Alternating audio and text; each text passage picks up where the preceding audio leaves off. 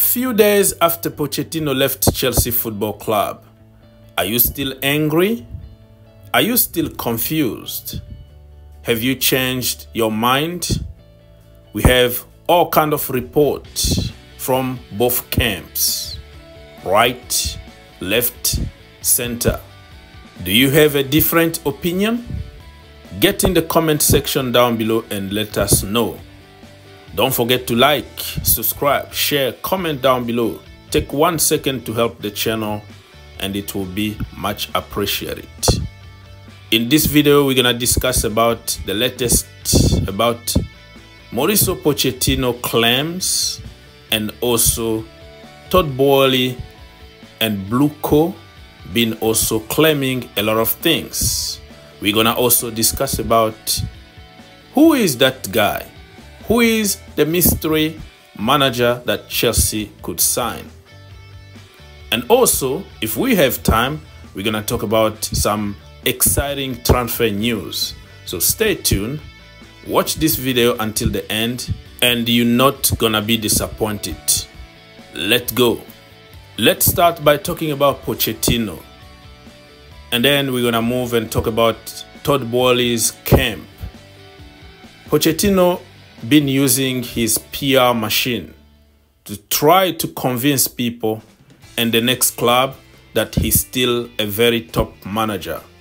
And the whole thing was Chelsea's fault. It's not his fault. He's trying to use Conor Gallagher and Trevor Chalobah as an example of him wanting them to stay, and the owners didn't want them to stay. And he also wanted some key players and experienced players so he can start winning. So that is his side of the story. But if you remember at the beginning of the season, he was insisting that I am the head coach. I don't care how old these kids are. We have to win, and we have to win from day one. No excuses. And journalists even asked him, how about injuries? He said, no, we can't give any excuses because Chelsea is about winning. And you don't have time to wait in football. You have to start winning from day one. So he put himself in that situation and he knew the rules from day one. But at the end, because he didn't get to the target, and then he was struggling, losing some stupid games, all of a sudden, he started giving excuses. But he's the guy who told us he doesn't need time because there is no time in football and he doesn't have to give any excuse. Why did you sign a contract knowing that you're not gonna respect terms in that contract? My theory is he thought that just by joining Chelsea Football Club, he's gonna win trophies and he's gonna change the business model of Chelsea. He's gonna convince them to be a manager instead of being a head coach. But modern football is different than back in the day with Jose Mourinho, who used to control everything. Now you have many departments in the coaching system. You can have set piece coach. You can even have throw-in coach. Remember when Klopp hired a throw-in coach? In other teams, you can even find strikers coach. He's focused on improving attackers. So there is nothing wrong with that. But Pochettino said, no, I know everything. I want to take care of everything. And he didn't even want Chelsea to get the new guy from Brentford because he thought that was undermining his work. But everybody knows that Chelsea were defensively awful. They can't defend set pieces. They can't defend crosses in the box. The far post is always open. And we conceded so many goals from that because nobody is marking nobody. You ask yourself, what is our strategy? Are we marking man-to-man or it's zonal? We don't even know what we do. We panic every time we concede a set piece. In the other end, we don't know how to attack set pieces. Yes, we scored few free kicks here and there, but attacking set pieces and scoring from them. Look at Arsenal. How many goals they scored from set pieces? Because they brought a specialist, a special coach for set pieces. There is nothing wrong by bringing specialists in every position on the pitch. And I think that model is coming from American sport, where you have offensive coaches, you have defensive coaches, and the head coach is there just to supervise, to coordinate everything together for a better result. Every team is moving toward this model, and we can't be left behind. Look at Liverpool, look at Real Madrid, Barcelona, Bayern Munich, Borussia Dortmund, Juventus, AC Milan. All of them got a recruitment department, data department, scout, sporting directors. They work together to make sure they bring players that will fit the DNA of the club. And they will search for a manager that will adapt to the profile that they have already in the team.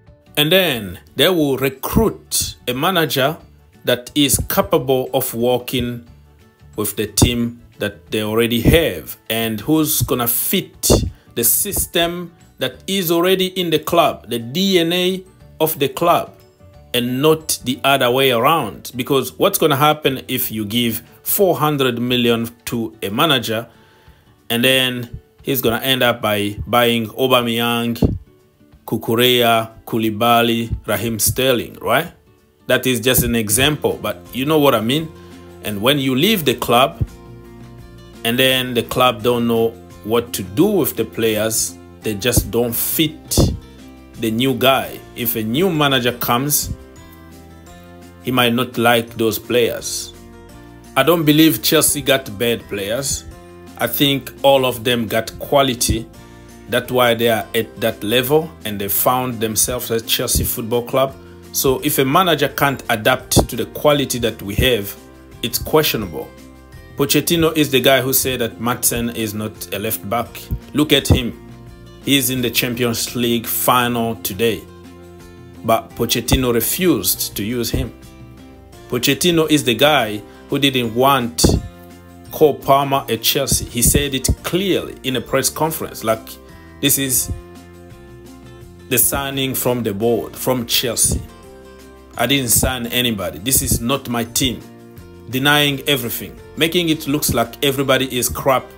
And because of his miracles, that's why we've been winning some games here and there. I'm okay giving a manager at least a couple players that he chooses to implement his system, but Pochettino talent ID is questionable because of the decisions that he made and the comment that he made when it comes to some quality players that he tried to sabotage and make them look like they are nobodies.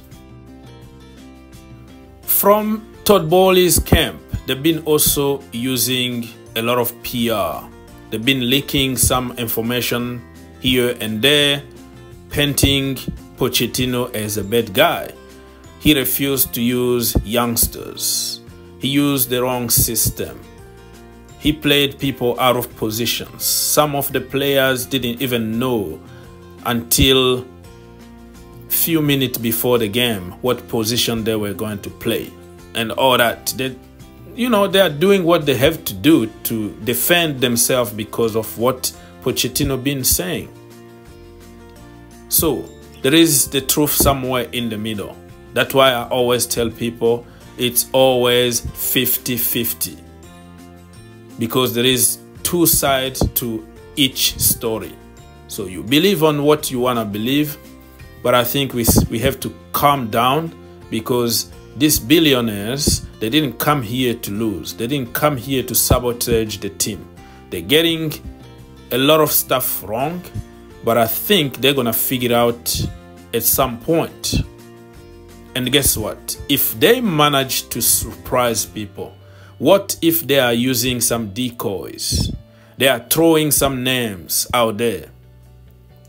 Okay? De Zerbi, McKenna, Enzo Fresca. They are throwing some names out there just to distract people. They are using them as a decoy so they can pounce. They can go for the big gun. Many reports been talking about a high-profile coach. And that could be the guy that I want to see at Chelsea Football Club, Ruben Amorim. If Todd Boehly managed to pull this deal off, everybody is going to look like stupid, and he is going to look like a genius. He fooled everybody. He made everybody confused. And then he came up with a genius plan. Let's be honest, not many Chelsea fans wanted Pochettino at the end of the day. But because we have to be angry and we have to blame somebody, that's why people are pretending as if they love Pochettino. But there is no love here. There is no emotional attachment. Amorim is going to unite this fan base because he's just like Jose Mourinho from Portugal, can speak perfect English. He's arrogant. He's passionate. He's very close to the fans. He's a tactical genius. And I heard that he can even play many different systems, not only the 3 at the back system. We're going to talk about systems in another video, but I'm just telling you that this guy is the real deal. And rumors are that Chelsea are going to allow him to bring his own number 9, Victor Gyökeres. Imagine Gyökeres in front with Nicholas Jackson. I feel sorry for the Premier League. Lord have mercy. We're going to be challenging for the Premier League, the Carabao Cup, the FA Cup, and the Europa League.